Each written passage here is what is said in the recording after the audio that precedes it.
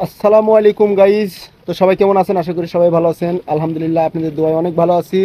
তো যে যেখান থেকে ভিডিওটি দেখতেছেন সবাই লাইক শেয়ার কমেন্ট করে সাথে থাকবেন, এবং যারা নতুন আছেন তারা সবাই ফলো দিয়ে রাখবেন। তো আজকে একটি হ্যাঁ, কাজের একটা ভিডিও নিয়ে আসছি। ভিডিও এসে তো প্রবাসে পানির লাইন কোনো বিকল্প নাই। বিকল্প নাই। তো পানির লাইন সর্বপ্রথম পানির লাইন হয়, ওই যে তারপরে তিন চারটা তো গাইস পানির লাইন আগে সর্বপ্রথম হয়, তারপরে আহ, অন্যান্য কাজকর্ম পরে হয়। ধরেন বাসা বাড়ি কিংবা রান্নাঘর এসব কাজগুলো হয় পরে। তো আগে পানির লাইন। তো দেখুন আজকে পানির লাইন করা হচ্ছে। তো এই কাজগুলো আপনাদের কিভাবে করা হয় আপনাদের দেখাবো। তো দেখতে দেখছো? থাকুন, গো। দেখুন এখানে হ্যাক মেরে পাইপ ঢোকানোর চিন্তা ভাবনা করা হচ্ছে।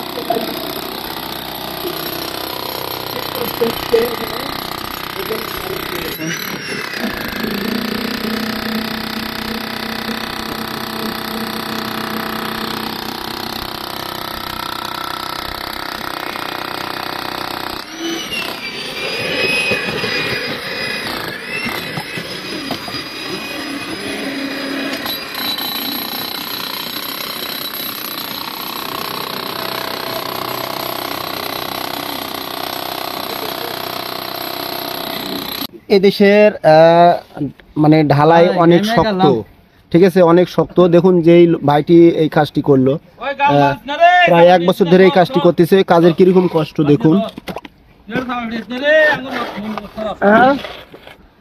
মন মেজাজ কেমন খারাপ। দেখুন মামু জয়েন্ট দিচ্ছে পাইপ। হ্যাঁ বলে বার দে, বাস একদম বার দে।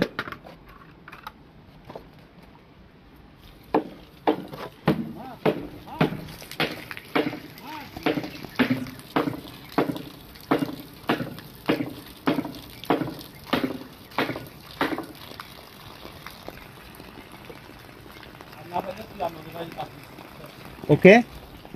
তো গাইজ দেখুন এই হ্যাক মারতে কিরকম কষ্ট হয় শুনুন তার মুখে। ভাই আপনি কিছু একটু বলেন, হ্যাক মারতে কিরকম হয়, মানে অনেক পরিশ্রম। কষ্ট কষ্ট কিরকম? দেখছেন গাইমে কি অবস্থা। তো এই হ্যাকটা কতদিন থেকে আপনি মারেন?